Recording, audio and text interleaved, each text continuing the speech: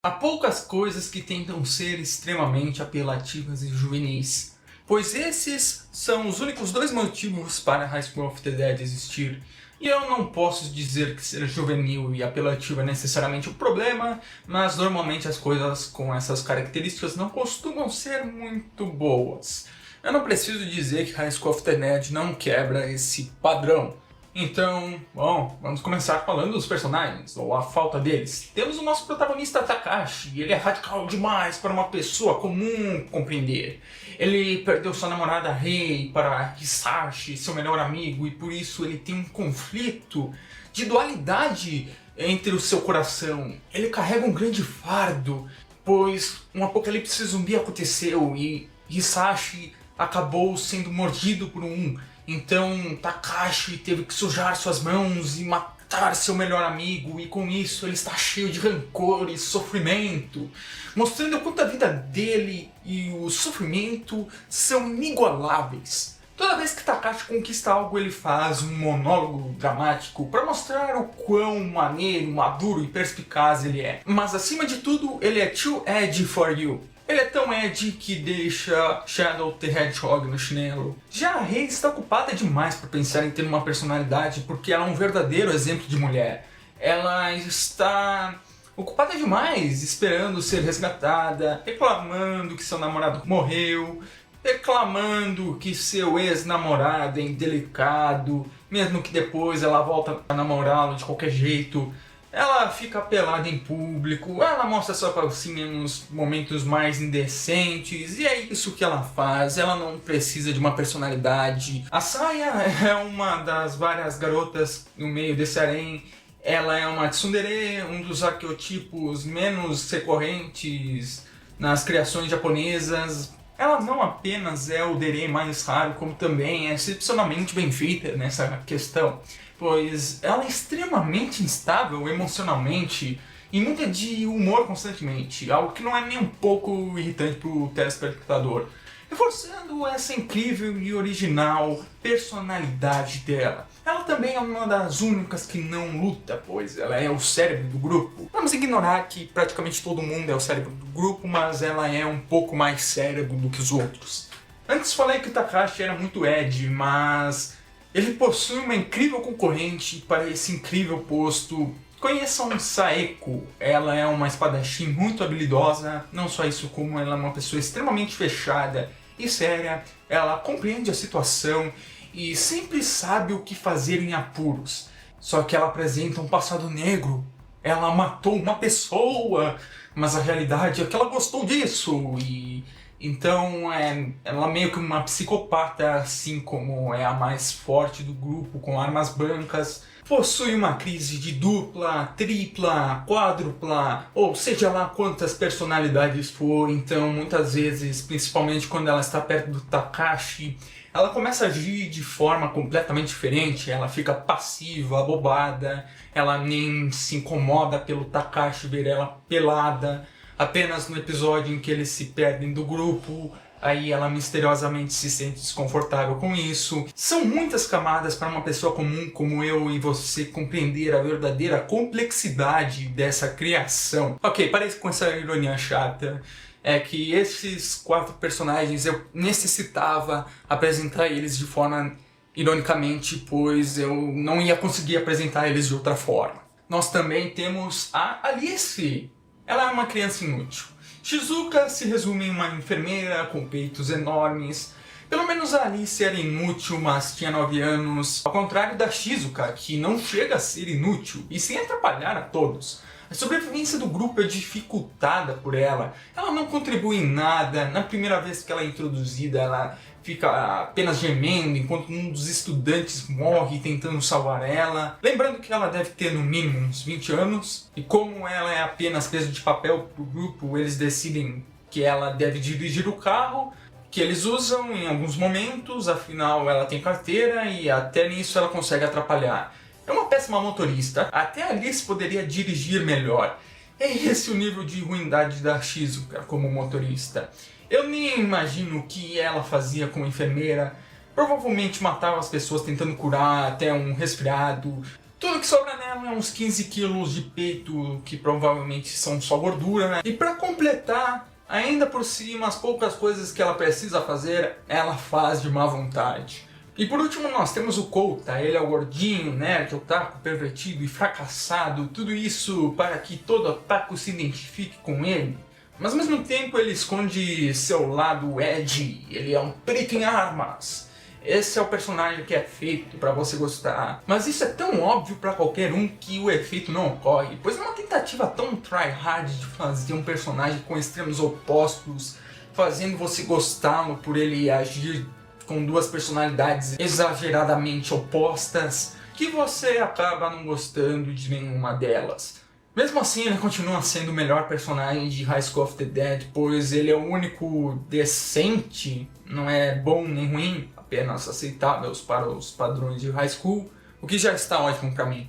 Também tem um professor maluco que é meio doentio e que a Rei tem uma rixa bem idiota e forçada com ele. Os objetivos dele são totalmente confusos, parece que ele quer assumir o papel de líder dentre os estudantes sobreviventes do apocalipse zumbi da escola do Takashi para depois conseguir cumprir seus interesses, mas ele nem é tão importante assim, as aparições dele não são muitas e apenas não são totalmente esquecíveis devido à forma tão explicitamente maliciosa que ele age na frente de todos e mesmo assim ninguém nota. Os únicos que suspeitam, obviamente, é o nosso grupo de heróis. Como deu para perceber, High School of the Dead é extremamente apelativo na hora de montar cada personagem. A intenção do criador é fazer personagens com um único objetivo e somente esse, que é das pessoas gostarem deles. O criador não liga se seus personagens são bons ou que eles possuem uma função definida na narrativa. Ele demonstra uma convicção enorme que não tem como você não gostar de, por exemplo, Takashi, a Saeko ou Kouta, pois eles são personagens tão maneiros. Isso é apenas estilo sobre substância, às vezes nem isso, já que os personagens não conseguem manter sempre uma compostura com o conceito que eles representam. E também porque cada um tem uma crise de uma dúzia de personalidades. Os nossos protagonistas são tão maneiros que na verdade eles nasceram para matar zumbis e com esse apocalipse notaram a razão de suas vidas. E o anime fala isso explicitamente, que eles nasceram para matar zumbis. Sobre a história, é um apocalipse zumbi, onde há fanservice. Próximo tópico. Uma das coisas que mais chamam a atenção das pessoas para High School é que há muita luta, muito sangue, e eu realmente não vejo qual é a graça. Os zumbis são tão frágeis que não há nenhum tipo de satisfação em ver eles morrendo. Eles sequer aparentam ser realmente uma ameaça. Um dos únicos momentos em que os zumbis são uma ameaça perigosa é em situações como a incompetente da Shizuka batendo o carro e encurralando todo mundo. Os zumbis parecem mais frágeis que os de Dead Rising ou Left 4 Dead. Sim, é estranho comparar com dois games, só que a graça de ver zumbis morrendo em Left 4 Dead é por eles serem rápidos e virem em hordas, mesmo eles sendo frágeis. Aqueles são tão lentos e apenas em uns 2 casos eles agem em hordas enormes. Enquanto em o Dead Rising a graça é as formas criativas de matar os zumbis. Aqui é sempre a mesma coisa, as mesmas armas e os mesmos golpes. E há alguns momentos apelando para parecerem épicos, mas são tão estúpidos que é simplesmente vergonhoso. Tem um episódio em que eles dirigem um carro militar em alta velocidade, com a Saeko seminua segurando sua espada em cima do carro, enquanto o gordinho Kouta, usando uma sniper, está mirando debaixo das pernas dela. Eu não consigo descrever isso. É o cúmulo da vergonha alheia. Responsável por isso, com certeza fumou legal. A propósito, eu tive a liberdade de ver que a artista teve coragem de pôr sua música nessa cena. O nome da artista é Maon Kurosaki e aparentemente a estreia das músicas dela foram nesse anime. Então, Maon, eu não sei como você conseguiu continuar uma carreira, mas você tem muita sorte e eu te desejo muita sorte para o seu futuro, ainda mais. Acho que no universo paralelo, que é o Japão, deve ser uma honra por seu nome como contribuinte numa cena dessas, mas onde eu vivo eu realmente não sei como é que alguém consegue. A School também gosta de misturar a matança de zumbis com eti, e eu não falo do fato de ter uma cena de matança e após ela ser concluída temos uma de eti. Fala em misturar as duas. Os caras matam os zumbis enquanto as calcinhas das garotas aparecem e os peitos delas balançam. Teve um momento que não sei se estava imaginando coisas, eu espero que tenha sido isso, mas o mau gosto foi tanto que decidiram mostrar a calcinha de uma das zumbis durante a luta. É um outro nível quando você não se contenta em mostrar fanservice na hora errada e então decide fazer fanservice de pessoas mortas. Eu realmente espero que eu tenha visto isso errado.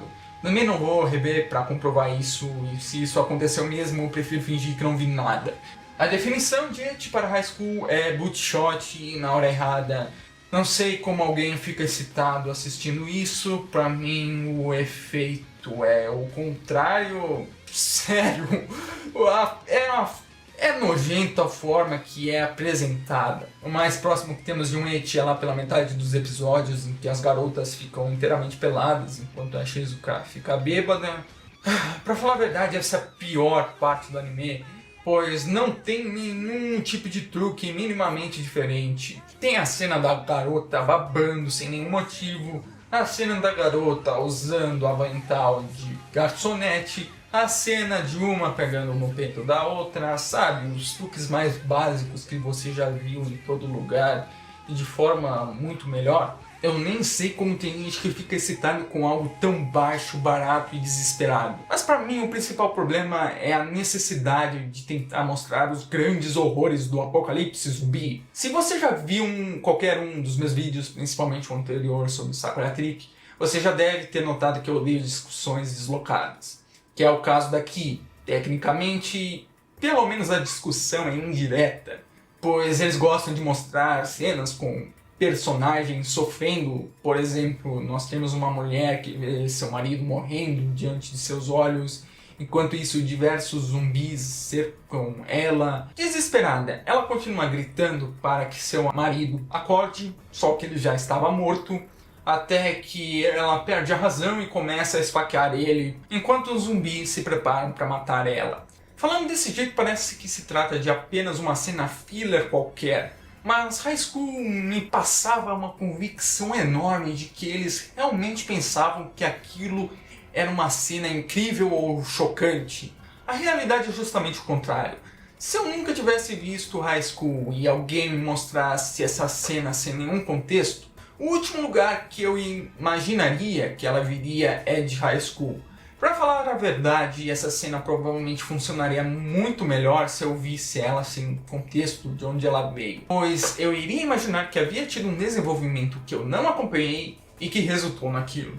Se fosse assim, eu não iria questionar pelo desenvolvimento que faltou, pois eu peguei a cena sem nenhuma informação sobre ela, o que não é o caso, pois nós sabemos que não existiu nenhum desenvolvimento e principalmente sabemos de qual anime e qual proposta ele tem, e logo porque a cena não faz sentido para a proposta. Assim como nós também não conhecemos quem é essa mulher e não sabemos o que levou ela a fazer isso, então ela está desesperada.